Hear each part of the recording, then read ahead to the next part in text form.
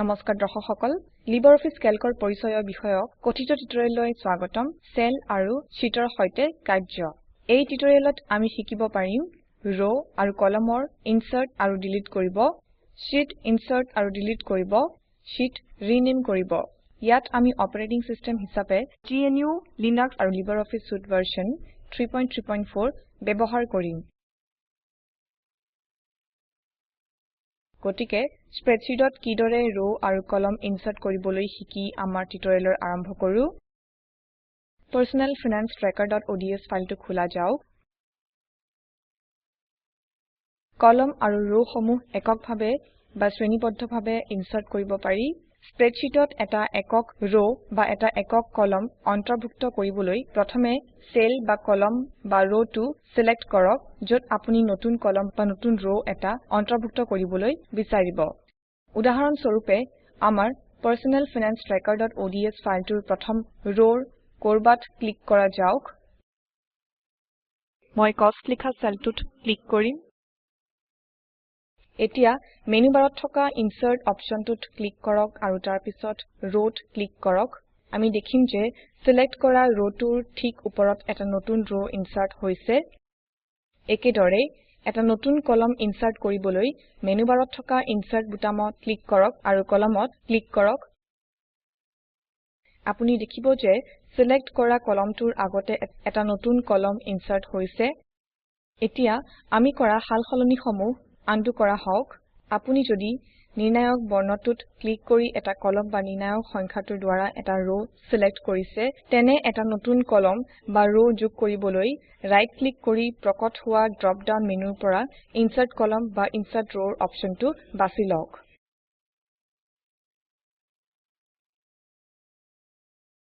বিকল্প হিচাপে কাৰ্সাৰৰ সহায়ত ক্লিক কৰি অতি সহজে এটা সেল সিলেক্ট কৰক তাৰ পিছত ৰাইট ক্লিক কৰক আৰু ইনসাৰ্ট অপশনটো বাছি লওক আপুনি এনে এটা ডায়লগ বক্স দেখিবলৈ পাব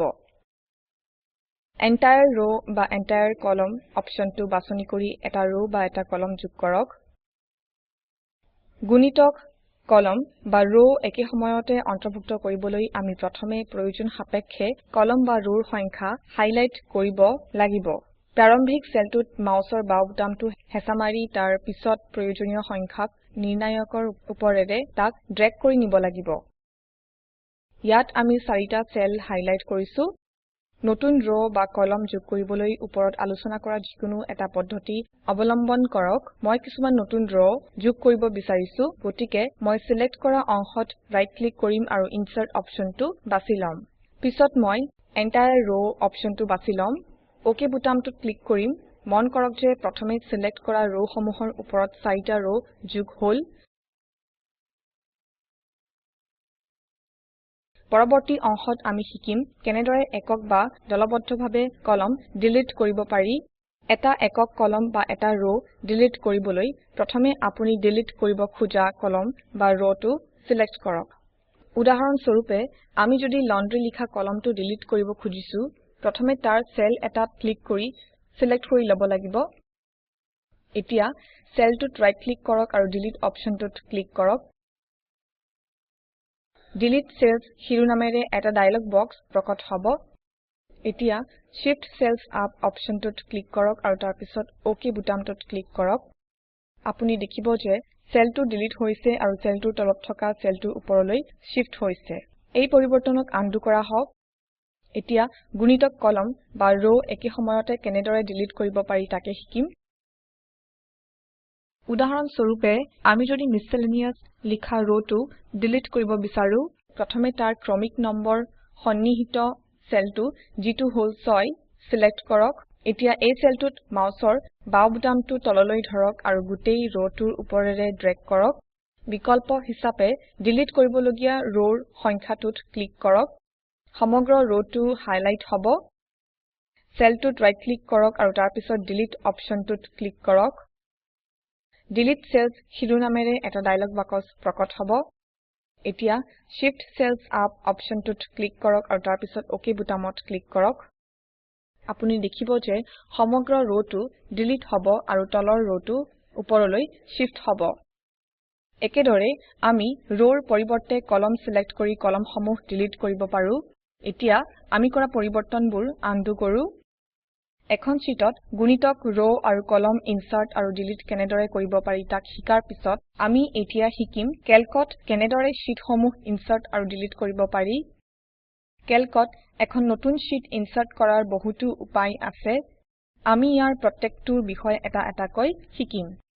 প্ৰত্যেক পদ্ধতিৰ প্ৰথম পদক্ষেপ হল যিখন শীটৰ পিছত নতুন শীটখন ইনসাৰ্ট কৰিব সেইখন সিলেক্ট কৰক এতিয়া মেনু বাৰৰ পৰা ইনসাৰ্ট অপশনটোত ক্লিক কৰক আৰু তাৰ পিছত শীট ক্লিক কৰক ইনসাৰ্ট শীট শিৰোনামেৰে এটা ডায়লগ বক্স খোল খাব এতিয়া বৰ্তমান শীটখনৰ পিছত নতুন শীট এখন ইনসাৰ্ট কৰিবলৈ আফটাৰ কাৰেণ্ট শীট ৰেডিঅ বুটামটো সিলেক্ট কৰা হওক নেম ক্ষেত্ৰত আমাৰ নতুন শীটখনৰ নাম শীট 4 ৰূপে দৃশ্যায়িত হৈছে এইটো হৈছে সিস্টেম উৎপাদিত নাম আপুনি ইচ্ছা কৰিলে ইয়াৰ পুনঃ নামাকৰণ কৰিব পাৰে এতিয়া ওকে বুটামত ক্লিক কৰক আমি দেখিম যে বৰ্তমান শীটখনৰ পিছত নতুন শীটখন ইনসাৰ্ট হৈছে নতুন শীট এখন ইনসাৰ্ট কৰাৰ অন্য এটা পদ্ধতি হৈছে কেল্ক উইন্ডোৰ নিম্ন বাও অংশত থকা বৰ্তমান শীট টেবটোত ৰাইট ক্লিক কৰি আৰু ইনসাৰ্ট শীট অপশনটোত ক্লিক কৰি আপুনি শীটৰ সংখ্যা নাম আৰু স্থান বাছনি কৰিব পাৰে আৰু তাৰ পিছত ওকে বুটামত ক্লিক কৰক ই সেইদৰে শীট ইনসাৰ্ট কৰে বৰ্তমান শীটখনৰ পিছত এখন নতুন শীট ইনসাৰ্ট কৰিবলৈ অন্যটো সহজ উপায় হল শীট টেবৰ পিছতে থকা প্লাস চিহ্নৰে সহুৱা এড শীট বুটামটোত ক্লিক কৰক ক্লিক কৰাৰ লগে লগে এখন নতুন শীট স্বয়ংক্ৰিয়ভাৱে শ্ৰেণীটোৰ শেষৰ শীটখনৰ পিছত ইনসাৰ্ট হয়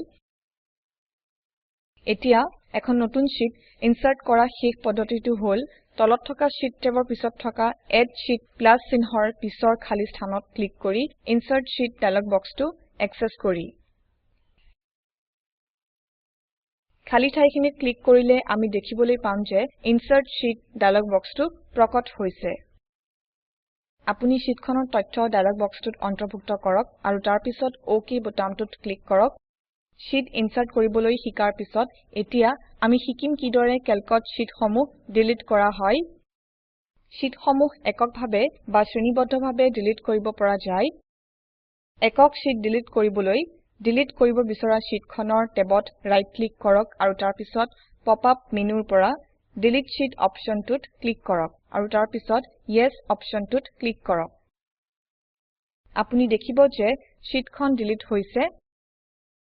নিৰ্দিষ্ট শীট এখন ডিলিট কৰাৰ অন্য এটা উপায় হৈছে মেনু বাৰৰ পৰা এডিট অপশন ব্যৱহাৰ কৰি উদাহৰণ স্বৰূপে যদি আমি তালিকাৰ পৰা শীট 3 ডিলিট কৰিব বিচাৰো মেনু বাৰত থকা এডিট অপশনটোত ক্লিক কৰক আৰু তাৰ পিছত শীট অপশনত ক্লিক কৰক এতিয়া পপ আপ মেনুৰ পৰা ডিলিট অপশনটোত ক্লিক কৰক আৰু ইয়েছ অপশনটোত ক্লিক কৰক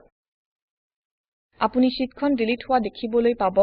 এতিয়া ডকুমেন্টত আমি কৰা পৰিবৰ্তনবোৰ আনডু কৰা হওক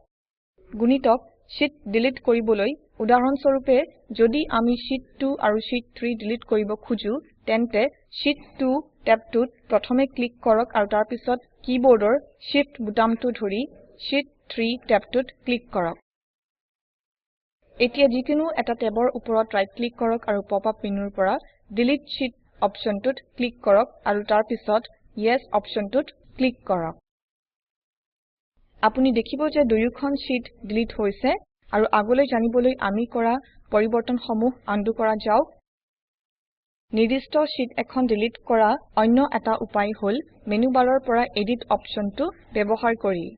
উদাহৰণ স্বৰূপে যদি আমি তালিকাৰ পৰা শীট 6 আৰু শীট 7 ডিলিট কৰিব খুজো মেনু বাৰত থকা এডিট অপশনত ক্লিক কৰি তাৰ পিছত শীট অপশনত ক্লিক কৰক এতিয়া পপ আপ মেনুৰ পৰা সিলেক্ট অপশনটোত ক্লিক কৰক প্ৰকট হোৱা ডায়লগ বক্সটোত শীট 6 অপশনত ক্লিক কৰি আৰু তাৰ পিছত কিবৰ্ডৰ শিফট বুটামত হেঁচা মাৰি ধৰি শীট 7 অপশনটোত ক্লিক কৰক ওকে বুটামটোত ক্লিক কৰক ই আমি ডিলিট কৰিব খোজা শীটসমূহ সিলেক্ট কৰিব এতিয়া পুনৰ মেনু বাৰৰ এডিট অপশনটোত ক্লিক কৰক আৰু তাৰ পিছত শীট অপশনটোত ক্লিক কৰক এতিয়া পপ আপ মেনুৰ পৰা ডিলিট অপশনটোত ক্লিক কৰক আৰু তাৰ পিছত ইয়েছ অপশনটোত ক্লিক কৰক আপুনি দেখিব যে সিলেক্ট কৰা শীটসমূহ ডিলিট হল ক্যালকত শীটসমূহ ডিলিট কৰিবলৈ শিকাৰ পিছত আমি এতিয়া শিকিম স্প্ৰেডশীটৰ শীটসমূহৰ কিদৰে পুনৰ নামাকৰণ কৰা হয় যদি আপুনি স্প্ৰেডশীটখনলৈ মন কৰে আপুনি দেখিব যে বিভিন্ন শীটসমূহৰ নামসমূহ ডিফল্ট ৰূপে শীট 1 শীট 2 শীট 4 ইত্যাদি ৰূপত থাকে সৰু স্প্ৰেডশীটত ই কাৰ্যক্ষম যত মাত্ৰ কম সংখ্যক শীট থাকে কিন্তু যেতিয়া শীটৰ সংখ্যা বহুত বেছি হয় তেতিয়া ই অসুবিধাজনক হৈ পৰে ক্যালকে আমাৰ পছন্দ অনুসৰি শীটসমূহ পুনৰ নামাকৰণ কৰাৰ সুবিধা প্ৰদান কৰিছে এতিয়া উদাহৰণ স্বৰূপে যদি আমি শীট 4ক ডাম্প হিচাপে পুনৰ নামাকৰণ কৰিব বিচাৰো আপুনি তলত থকা শীট 4 টেবত ডাবল ক্লিক কৰিয়েই ইয়াক কৰিব পাৰিব আপুনি ৰিনেম শীট শিৰোনামেৰে এটা ডায়লগ বক্স প্ৰকট হোৱা দেখিবলৈ পাব ইয়াত ডিফল্ট হিচাপে শীট 4 লিখা থকা এটা টেক্সট বক্স আছে এতিয়া ডিফল্ট নামটো ডিলিট কৰক আৰু শীটখনৰ নতুন নাম হিচাপে ডাম্প লিখক ওকে বুটামটোত ক্লিক কৰক আৰু আপুনি দেখিবলৈ পাব যে শীট 4 টেবটো ডাম্প নামেৰে পুনৰ নামাকৰণ হৈছে শীট 5 আৰু ডাম্প ডিলিট কৰা যাওক ইয়াৰ লগে লগে লিব্ৰঅফিছৰ কথিত টিউটৰিয়েলৰ সমাপ্তি ঘটিল সংক্ষিপ্ত ৰূপত আমি এতিয়ালৈ শিকিলো ৰ আৰু কলম ইনচাৰ্ট আৰু ডিলিট কৰিব শীটসমূহ ইনচাৰ্ট আৰু ডিলিট কৰিব শীটসমূহ পুনৰ নামাকৰণ কৰিব সৰ্বাত্মক অনুশীলনী স্প্ৰেডশীট practice.ods ফাইলটো খোলক সিৰিয়েল নম্বৰ শিৰোনামৰ ৰটো সিলেক্ট কৰি ডিলিট কৰক শীটখনক ডিপাৰ্টমেণ্ট শীট নামেৰে ৰিনেম কৰক উল্লেখিত লিংকটোত উপলব্ধ ভিডিঅটো চাওক ই স্পোকেন টিউটৰিয়েল প্ৰজেক্টটো সাৰাংক্ষিত কৰিছে যদি আপোনাৰ বেণ্ডৱিডথ সঠিক নহয় আপুনি ডাউনলোড কৰিও ইয়াক চাব পাৰে স্পোকেন টিউটৰিয়েল প্ৰজেক্টৰ দলটিয়ে স্পোকেন টিউটৰিয়েল ব্যৱহাৰ কৰি কৰ্মশালাসমূহ অনুষ্ঠিত কৰে অনলাইন টেষ্টত উত্তীৰ্ণ সকলক প্ৰমাণপত্ৰ প্ৰদান কৰে অধিক জানিবৰ বাবে অনুগ্ৰহ কৰি contact@spoken-tutorial.org ইয়ালৈ লিখক স্পোকেন টিউটৰিয়েল প্ৰজেক্ট হল টক টু এ টিচাৰ প্ৰজেক্টৰ এটা অংশ ইয়াক নেশ্যনেল মিছন অন এডুকেশ্যনে আইচিটি এমএচআৰডি গভৰ্ণমেণ্ট অফ ইণ্ডিয়াৰ দ্বাৰা সমৰ্থন কৰিছে এই মিছনৰ বিষয়ে অধিক তথ্য উপলব্ধ আছে spoken-tutorial.org/nmeict-intro ইয়াত পোৱা যাব এই টিউটৰিয়েলখন আগবঢ়াইছে ডেচিক্ৰিউ সলিউশ্যনছ প্ৰাইভেট লিমিটেড আৰু এয়া হল মৌচুমী মেধি আই আই টি বম্বেৰ পৰা যোগদান কৰাৰ বাবে ধন্যবাদ